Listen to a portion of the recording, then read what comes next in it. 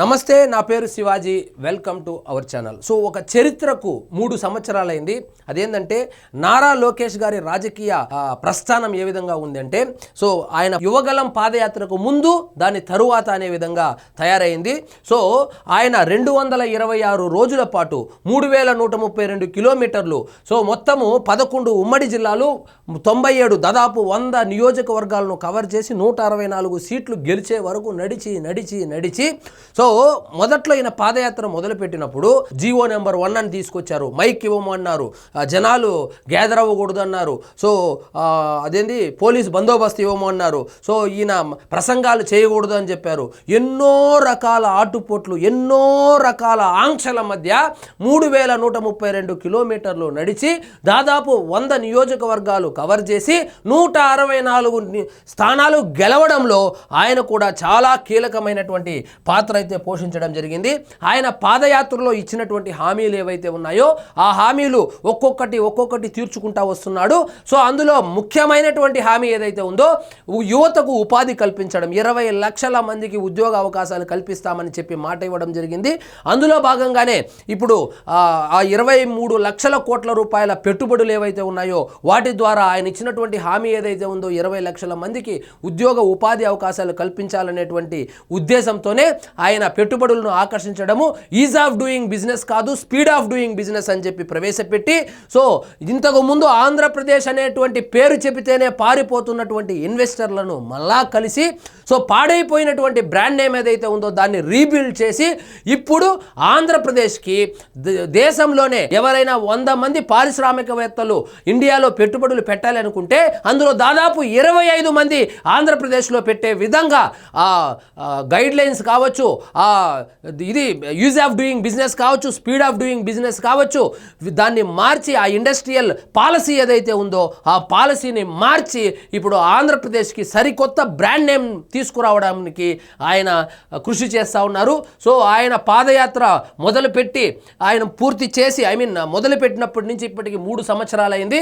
So ఈ 3 సంవత్సరాల్లో so ఒక నియంత పరిపాలన ఉంది ఏదైతే ఉందో అదైతే కనుమరుగైపోయింది. ప్రతిపక్ష హోదా కూడా లేకుండా ఇప్పుడు పక్క రాష్ట్రాల్లో తలదాచుకుంటా ఉన్నారు. సో ముఖ్యంగా యువగలం పాదయాత్ర అని చెప్పంగానే మనకు గుర్తొచ్చేది రెడ్ బుక్. సో ఆ రెడ్ బుక్ను చూపించేవాడు, ఏ నియోజకవర్గానికి వెళ్ళినా ఏ జిల్లాకి వెళ్ళినా ఆ రెడ్ బుక్ చూపించేవాడు. ఇప్పుడు అప్పట్లో వైఎస్ఆర్సీపీ నాయకులు రెడ్ బుక్ మీద కామెడీ చేసేవాళ్ళు, ఎర్ర బుక్ ఏడబెట్టుకుంటావో పెట్టుకో అని చెప్పి. ఇప్పుడు రెడ్ బుక్ అని పూర్తిగా పేరు చెప్పాల్సిన పని లేదు, ఆర్ఈడి రెడ్ అనగానే అందరూ పరిగెత్తుకుంటూ వెళ్ళి పక్క రాష్ట్రాల్లో దాక్కుంటా ఉన్నారు. సో అలాంటి ఒక భయాన్ని పరిచయం చేశాడు, వైఎస్ఆర్సీపీ పార్టీకి భయాన్ని పరిచయం చేసినటువంటి ఆ యువగలం ఏదైతే ఉందో ఆ యువగలానికి 3 సంవత్సరాలు, సో 3rd బర్త్డే అనమాట, 3 సంవత్సరాలు అయింది. రాష్ట్ర రాజకీయాల్లో గేమ్ చేంజర్ యువగలానికి 3 ఏళ్ళు.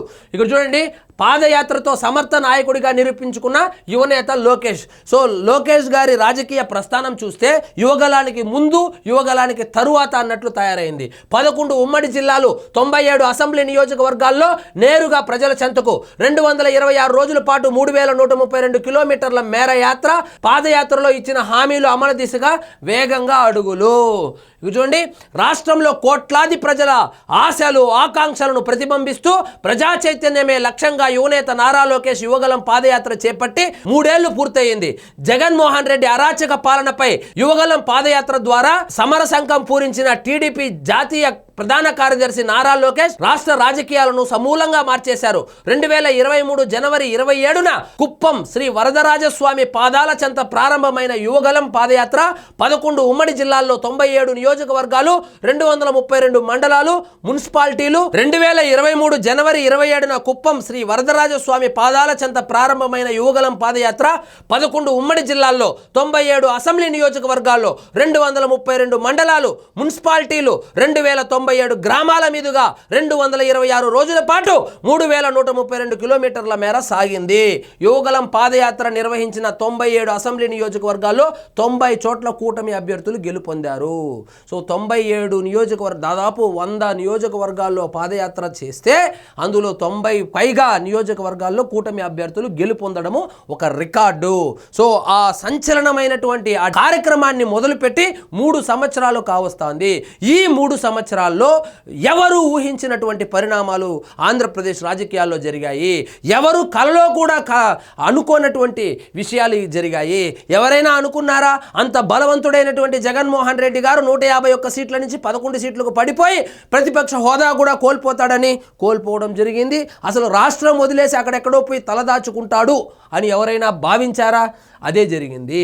సో యువగలం పాదయాత్ర జగన్మోహన్ రెడ్డి మాదిరి శని ఆదివారాల్లో వీక్లీ ఆఫ్లతో ఆషామాషిగా ముందుకు సాగలేదు.